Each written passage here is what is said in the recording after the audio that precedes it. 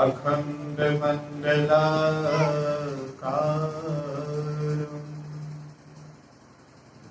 व्याप्तं येन चराचरं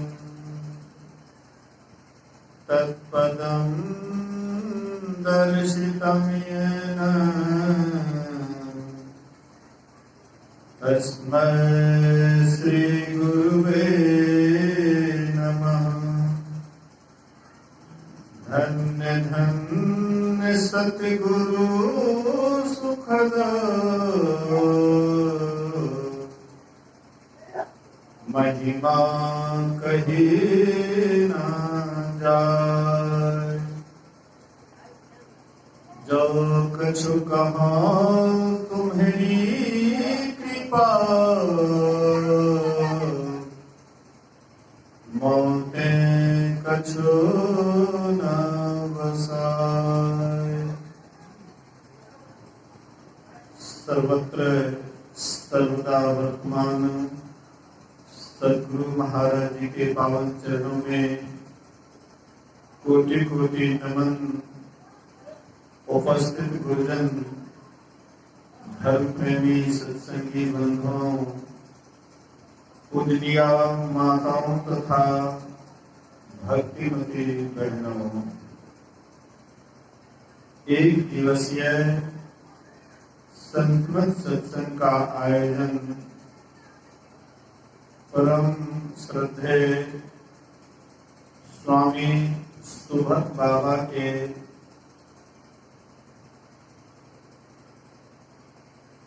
द्वारा निर्मित सत्संग भवन के प्रांगण में हो रहा है। आज विशेष रूप से सत्संग होने का कारण है इनके पौत्री का स्वयंवर होने वाला है। प्राचीन समय में जो स्वयंवर होता था वह अलग ढंग से होता था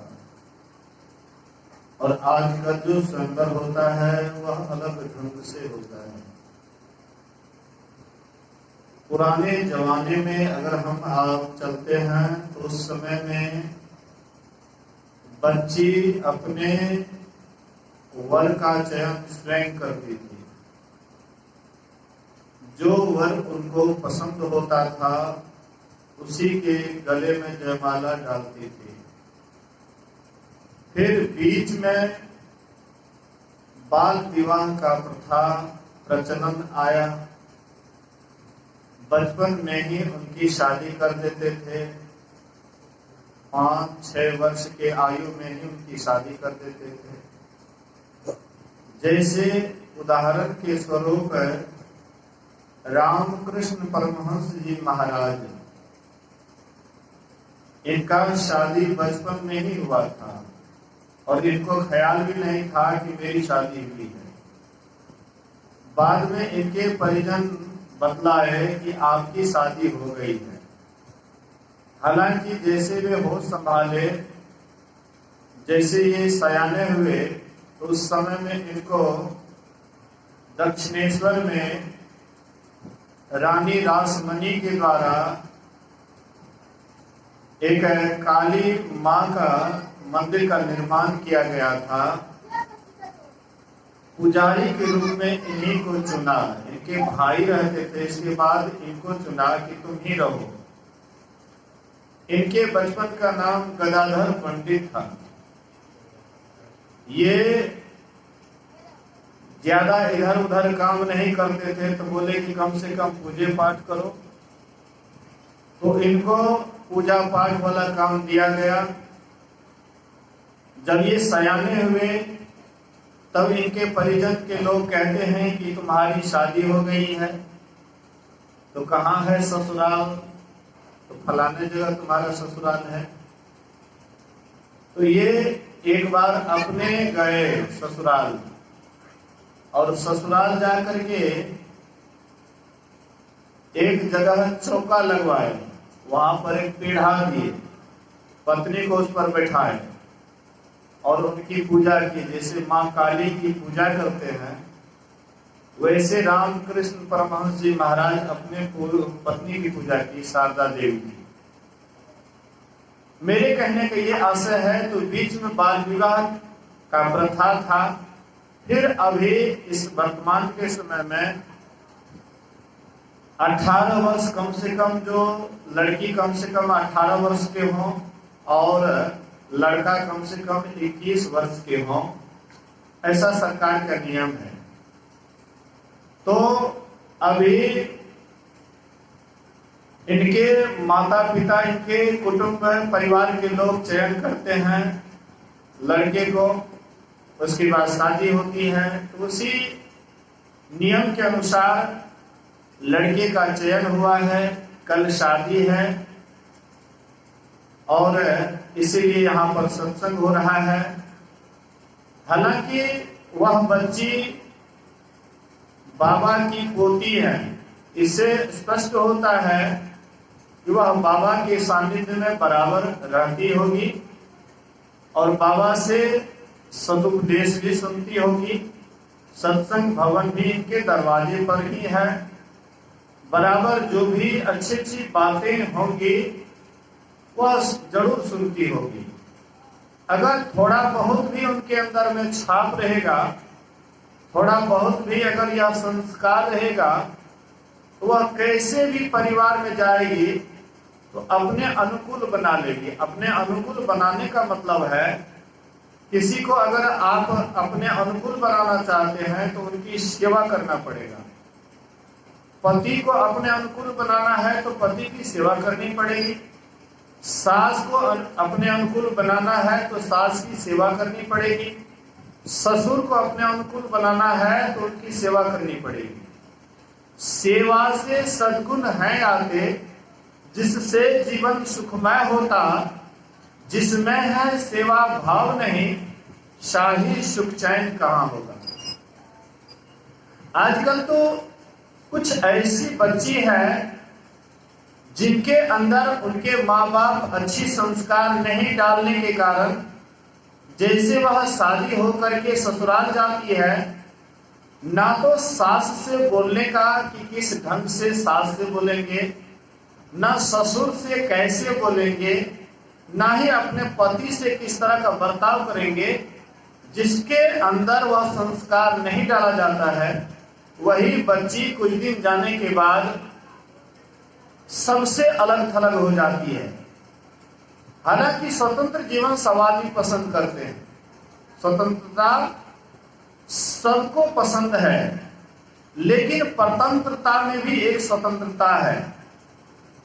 अगर हम अपने सास ससुर की सेवा करते हैं तो सास ससुर भले ही मुंह से आशीर्वाद दे या ना दे, लेकिन मन से जरूर आशीर्वाद करते हैं। बोलिए श्री सद्गुरु महाराज की जय।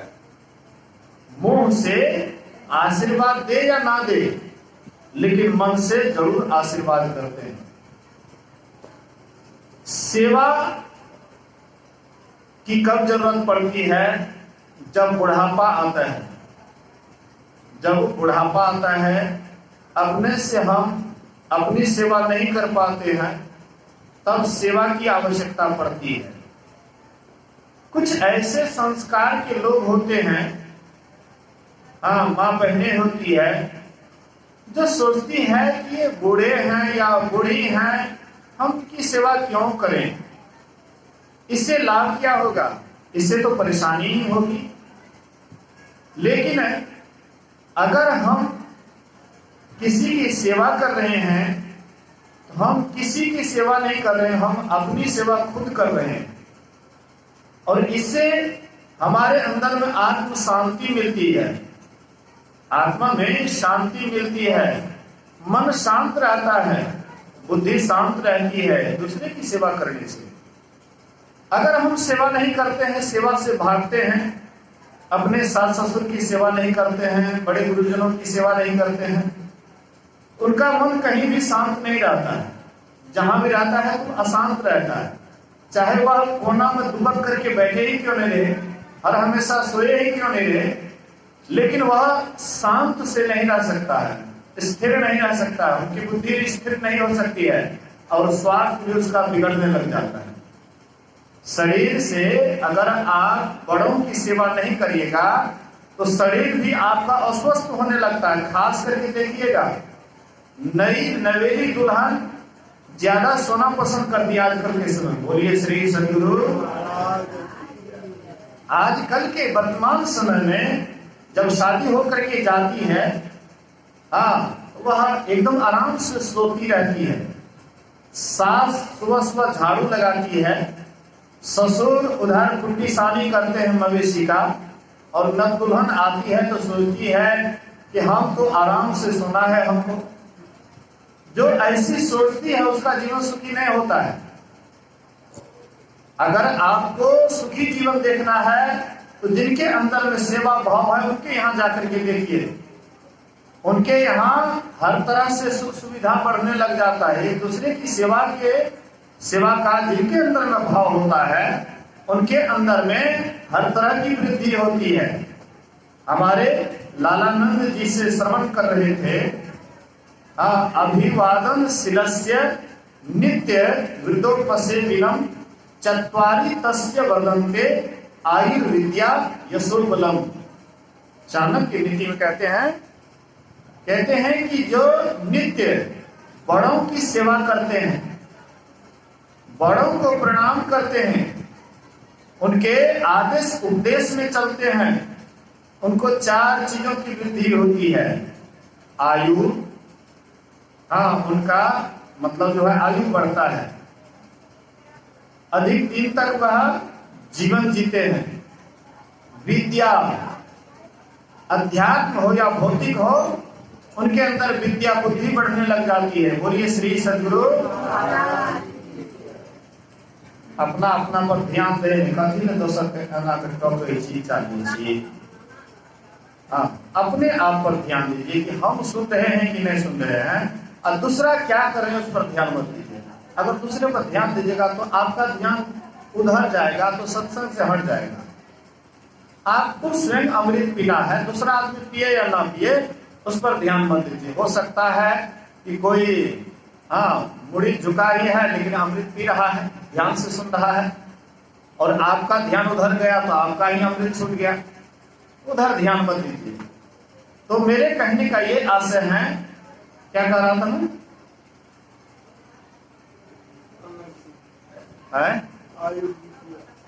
आयुर्विद्या यशोबलम।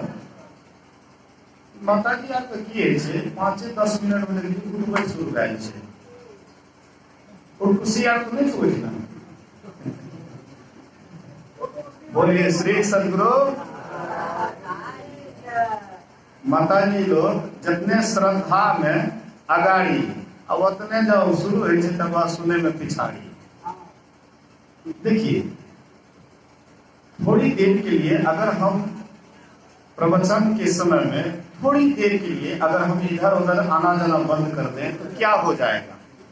इससे तो कोई हानि तो नहीं होगी, लेकिन उठ बैठ जैसे चालू होता है तो सबका ध्यान उधर चला जाता है। इसीलिए थोड़ा सा इसकी मर्यादा दीजिएगा तो आप ही का भला होगा। साधु संतों की बात को मानिएगा, आप ही का भला होगा, दूसरे का नहीं। बोलिए श्री सद्गुरु। तो जो बड़ों की सेवा करते हैं, बड़ों की आज्ञा के अनुसार चलते हैं, उनकी आयु, विद्या। आप कहिएगा बाबा हमको विद्या की क्या आवश्यकता है? हम तो अब रिटायर हो गए हैं, आपको अभी भी विद्या ग्रहण करने के लिए आप यहाँ बैठे हुए हैं। बोलिए श्री सद्गुरु। केवल विद्या का मतलब आप ये मत सोचिएगा कि स्कूल कॉलेज में ही विद्या मिलती है। हम विद्यार्थी को जहां पैसा देकर के भेजते हैं तो सोचते हैं कि वहीं पर विद्या मिलती है, लेकिन हम जो यहाँ बैठे हुए हैं यहाँ पर भी विद्या मिल रही है, और ये विद्या आपको मुक्ति दिलाता है। तो उनकी आयु, विद्या, यश, उसका यश भी फैलने लग जाता है। जो सत्संग ध्यान करते हैं, जो विद्याध्ययन करते हैं, भौतिक विद्या में भी जो आगे बढ़ते हैं, उसका जस भी फैलने लग जाता है। कोई अफसर बन करके आ जाता है, आईएएस अफसर बन करके आ गया या कलेक्टर बन करके आ गया, कोई पद पर हो जाता है, उनका ऑटोमेटिक यश बढ़ने लग जाता है। ऐसे आप भी सत्संगी हैं, ध्यान जब बढ़िया से करने लगेगा, ध्यान में आपका मन जब एकाग्र होने लगेगा, ऑटोमेटिक सत्संगियों में गुणगान होने लग जाता है। फलना सत्संगी बड़ा बढ़िया से ध्यान करते हैं, बहुत बढ़िया से ध्यान करते हैं। एक स्वामी जगदानंद बाबा हैं, लक्ष्मीपुर पृथ्वीपट्टी शाहपुर के बड़े अच्छे ध्यानी महात्मा हैं। तो लोग जो अच्छे साधक हैं, जो ध्यानशील साधक है, उनको जरूर याद करते हैं कि नहीं, बहुत ध्यानियों में एक बड़े अच्छे ध्यानी है जिसका नाम है स्वामी जगदानंद बाबा। तो कोई खास प्रवचन करने के लिए नहीं जानते हैं, बढ़िया से लोगों को समझाने के लिए भी नहीं जानते, प्रवचन करते हैं लेकिन उतना बढ़िया नहीं कर पाते, लेकिन फिर भी ऑटोमेटिक उसका यश बढ़ने लग गया। अभी राजधानी पटना में बड़े बड़े अच्छे अच्छे महात्मा है कंकड़बाग में, और वो महात्मा सब इसको ले जाते हैं ध्यान कराने के लिए, उनका बढ़िया आदर कदर करते हैं। बैरागी महात्मा से अपने तरफ से विदा देते हैं, कपड़ा देते हैं। अब सोचिए, बाबा कुछ दिन गृहस्थ आश्रम रहे, बाल बच्चेदार बाबा हैं, लेकिन जो बैरागी बाबा सब हैं, जो ब्रह्मचारी सब हैं, जो शादीशुदा नहीं किए हैं, वो बाबा सब इनको दक्षिणा, ऊपर से कपड़ा। अब सोचिए तो कौन उनके ऊपर में मतलब जो है प्रभाव पड़ा। ऐसे ऐसे त्यागी महात्मा भी उनको आदर करते हैं। क्यों आदर करते हैं? बस यही ध्यान की विशेषता, ध्यान की विशेषता के कारण देखते हैं कि हमसे भी बढ़िया ध्यान करते हैं। मैं जैसा ध्यान कर पाता हूं, हमसे ये बढ़िया करते हैं, इसलिए आदर करने योग्य है। तो शरीर से भले ही लज्जा बस प्रणाम करे या ना करे, आदर करे ना करे, लेकिन मन से जरूर उसका आदर करते हैं। इसीलिए ये इसका प्रभाव है, ज्ञान का प्रभाव है। तो आप अगर सत्संग ज्ञान करिएगा, आयु, विद्या, यश, बल, शारीरिक बल भी आपका बढ़ेगा। अगर आप ऐसा करते हैं तो जो भी करते हैं उसका बढ़ता है, आप भी करेंगे आपका भी बढ़ेगा। भगवान राम ऐसा करते थे। एक ऐसे ही स्कूल में एक सन्यासी महात्मा जाते हैं और महात्मा विद्यार्थियों से पूछते हैं कि सुबह सुबह उठ करके क्या करना चाहिए। तो विद्यार्थी कोई कहते हैं कि उठ करके ब्रश करना चाहिए, कोई कहते हैं कि उठ करके मुंह धोना चाहिए, जिनको जो भी दिमाग में आया। लेकिन सन्यासी महात्मा किसी से संतुष्ट नहीं हुए। अंत में वे सन्यासी महात्मा कहते हैं कि आप लोग रामायण नहीं पढ़े हैं। रामायण जी में है ना, प्रातः काल उठ के रघुनाथा, अमात पिता गुरु ना वही माथा। प्रातः उठ करके माता पिता और गुरुजनों को प्रणाम करना चाहिए। वह बच्ची जो बाबा की पौत्री है, अगर ये संस्कार उनके अंदर होगा, 24 घंटा का दिन रात होता है, और कभी कभी आपके मुंह से कुछ ऐसे वचन भी निकलता है जो किसी के हृदय को थोड़ा बहुत तकलीफ पहुंचा देता है। ऐसे तो कोशिश रहना चाहिए कि हमारे मुंह से ऐसी वाणी ना निकले कि किसी के हृदय को दुखी कर दे। कहते हैं, मीठी बानी बोलिए मन का आपा खोए, औरन को शीतल करे आप हो शीतल होए। हमारी माँ बहने के पास में यही आवाज का एक विशेषता है। परमात्मा ने जो आवाज दिया है, इसको बोलने की कला जो सीख जाते हैं, वो नहर में रहती है तो नहर के लोग भी उनसे बड़े खुश रहते हैं, और ससुराल भी जाती है तो वहां भी लोग बड़े खुश रहते हैं। सीता जी का जो अभी तक नाम चल रहा है, उसका नाम लेते हैं। सीता के नाम पर माँ बहनें गर्व करती हैं। क्या कारण थी? सीता के मुंह से कभी भी कटु वचन नहीं निकलता था। कहते हैं मधुर वचन है औषधि, कटु वचन है तीर, श्रवण द्वार है सांचरे घाले सकल शरीर। मधुर वचन क्या है? औषधि के समान, दवाई के समान है, और कटु वचन तीर के समान है। हाँ, जैसे किसी को तीर मारते हैं, छेद देता है, वैसे ही कटु वचन किसी को भी बोलते हैं तो छेद देता है, बड़ा दुख होता है, बड़ा कष्ट होता है। लेकिन थोड़ा सा अगर वचन में थोड़ा सा मधुरता लाकर सुनते हैं कि कहीं कहीं जो थोड़ा सा वैदिक सभ्यता से प्रभावित है या जानते हैं, तो बच्चा का जब जन्म होता है तो छठी रात में, छठिहार में वे क्या करते हैं, तो मधु से ओम लिखते हैं, जिभ्या पर मधु से ओम लिखते हैं। मधु, जिसको मौत कहते हैं यहाँ पे, उससे ओम लिखता है। क्यों ऐसा लिखता है? मौत से क्यों लिखता है, मधु से क्यों लिखता है? कि उनका आवाज जो है शब्द मीठा हो, कटु वचन नहीं बोले। लक्ष्मी का निवास 3 जगह माना जाता है। एक कहते हैं दिव्या का टेम अब नहीं है, बल्ब के रोशनी पर, झाड़ू के नोक पर, मतलब झाड़ू बहारू करने से घर द्वार पवित्र होता है।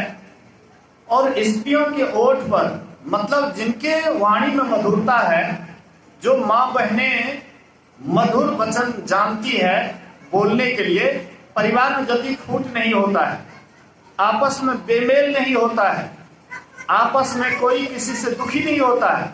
लेकिन हो सकता है 24 घंटा में कहीं आपसे कोई दुखी हो जाए।